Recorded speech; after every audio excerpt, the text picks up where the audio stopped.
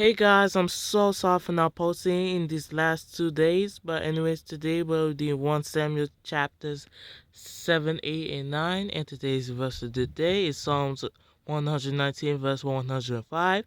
Your word is a lamp for my feet, a light on my path. Amen. So today we're reading 1 Samuel chapters 7, 8, and 9. 1 Samuel chapter 7. So the men of Kiriath-Jearim came and took up the ark of the Lord. They brought it to Abinadab's house on the hill, and consecrated Eleazar his son to guard the ark of the Lord. The ark remained at Kiriath-Jearim a long time, 20 years in all. Then all the people of Israel turned back to the Lord. So Samuel said to all the Israelites, "If you are returning to the Lord with all your hearts, then rid yourselves of the foreign gods and the Ashtoreths, and commit yourselves to the Lord and serve him only, and he will deliver you out of the hand of the Philistines." So the Israelites put away their Baals and Ashtoreths, and served the Lord only. Then Samuel said, "Assemble all Israel at Mizpah, and I will intercede with the Lord for you." When they had assembled at Mizpah, they drew water and poured it out before the Lord. On that day they fasted, and there they confessed, "We have sinned against the Lord." Now Samuel was serving as leader of Israel at Mizpah. When the Philistines heard that Israel had assembled at Mizpah, the rulers of the Philistines came up to attack them. When the Israelites heard of it, they were afraid because of the Philistines. They said to Samuel, "Do not stop crying out to the Lord our God for us, that he may rescue us from the hand of the Philistines." Then Samuel took a suckling lamb and sacrificed it as a whole burnt offering to the Lord. He cried out to the Lord on Israel's behalf, and the Lord answered him. While Samuel was sacrificing the burnt offering, the Philistines drew near to engage Israel in battle. But that day the Lord thundered with loud thunder against the Philistines, and threw them into such a panic that they were routed before the Israelites. The men of Israel rushed out of Mizpah and pursued the Philistines, slaughtering them along the way to a point below Beth-kar. Then Samuel took a stone and set it up between Mizpah and Shen. He named it Ebenezer, saying, "Thus far the Lord has helped us." So the Philistines were subdued, and they stopped invading Israel's territory. Throughout Samuel's lifetime, the hand of the Lord was against the Philistines. The towns from Ekron to Gath that the Philistines had captured from Israel were restored to Israel, and Israel delivered the neighboring territory from the hands of the Philistines, and there was peace between Israel and the Amorites. Samuel continued as Israel's leader all the days of his life. From year to year, he went on a circuit from Bethel to Gilgal to Mizpah, judging Israel in all those places. But he always went back to Ramah, where his home was, and there he also held court for Israel. And he built an altar there to the Lord. Amen. So that was 1 Samuel chapter 7, and now we'll go with 1 Samuel chapter 8. 1 Samuel chapter 8. When Samuel grew old, he appointed his sons as Israel's leaders. The name of his firstborn was Joel, and the name of his second was Abijah, and they served at Beersheba. But his sons did not follow his ways. They turned aside after dishonest gain, and accepted bribes, and perverted justice. So all the elders of Israel gathered together and came to Samuel at Ramah. They said to him, "You are old, and your sons do not follow your ways. Now appoint a king to lead us, such as all the other nations have." But when they said, "Give us a king to lead us," this displeased Samuel. So he prayed to the Lord.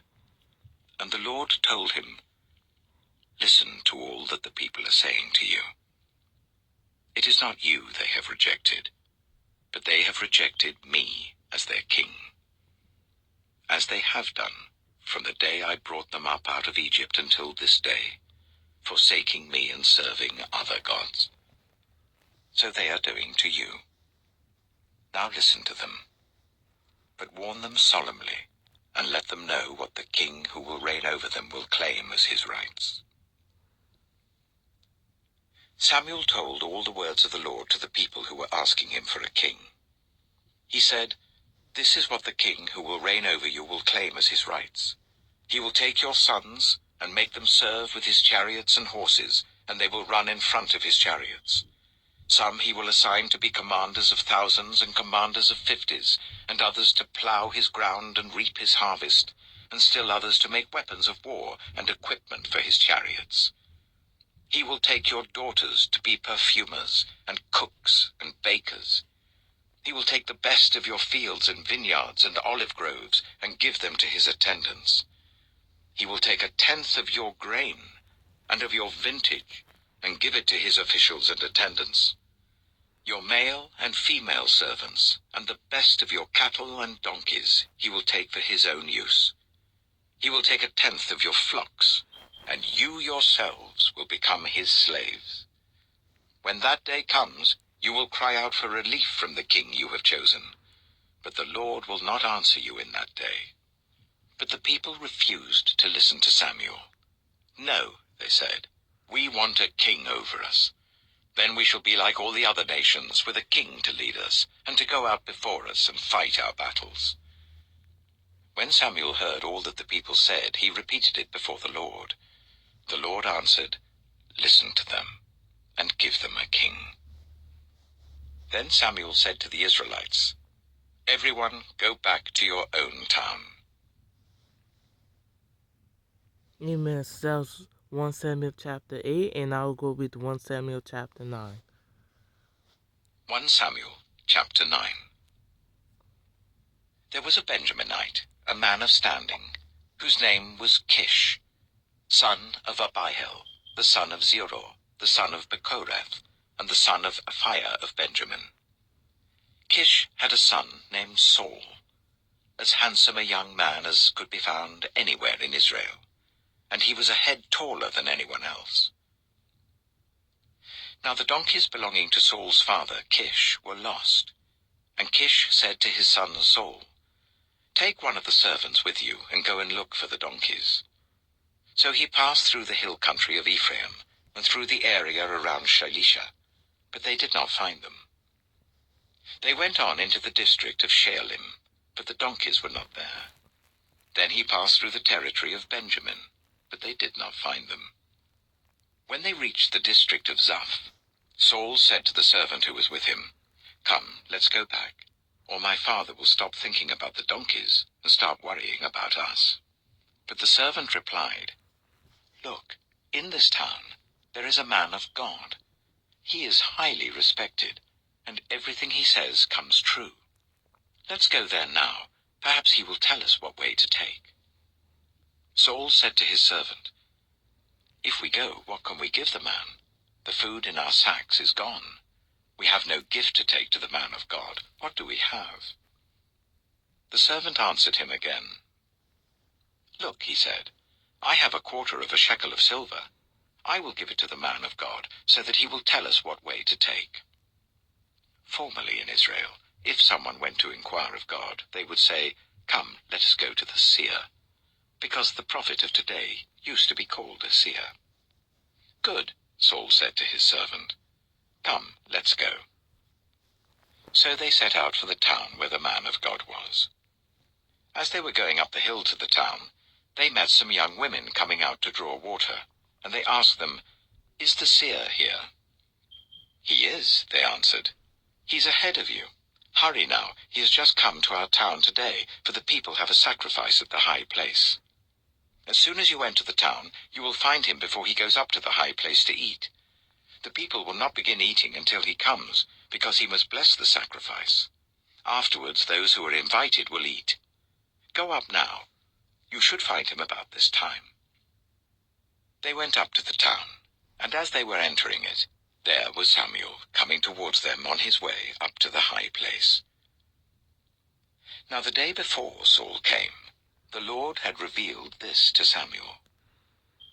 About this time tomorrow, I will send you a man from the land of Benjamin. Anoint him ruler over my people Israel. He will deliver them from the hand of the Philistines. I have looked on my people, for their cry has reached me. When Samuel caught sight of Saul, the Lord said to him, "This is the man I spoke to you about. He will govern my people." Saul approached Samuel in the gateway and asked, "Would you please tell me where the seer's house is?" "I am the seer," Samuel replied. "Go up ahead of me to the high place, for today you are to eat with me, and in the morning I will send you on your way and will tell you all that is in your heart. As for the donkeys you lost 3 days ago, do not worry about them. They have been found. And to whom is all the desire of Israel turned, if not to you and your whole family line?" Saul answered, "But am I not a Benjaminite, from the smallest tribe of Israel? And is not my clan the least of all the clans of the tribe of Benjamin? Why do you say such a thing to me?" Then Samuel brought Saul and his servant into the hall, and seated them at the head of those who were invited, about 30 in number. Samuel said to the cook, "Bring the piece of meat I gave you, the one I told you to lay aside." So the cook took up the thigh with what was on it, and set it in front of Saul. Samuel said, "Here is what has been kept for you. Eat, because it was set aside for you for this occasion, from the time I said, 'I have invited guests.'" And Saul dined with Samuel that day. After they came down from the high place to the town, Samuel talked with Saul on the roof of his house. They rose about daybreak, and Samuel called to Saul on the roof, "Get ready, and I will send you on your way." When Saul got ready, he and Samuel went outside together. As they were going down to the edge of the town, Samuel said to Saul, "Tell the servant to go on ahead of us." And the servant did so. "But you stay here for a while, so that I may give you a message from God." Amen. So that's 1 Samuel chapters 7, 8, and 9. And tomorrow we'll go with 1 Samuel chapter 10. I'm going to end the video off here. And you guys have a blessed night. Amen. Blessed day. Amen.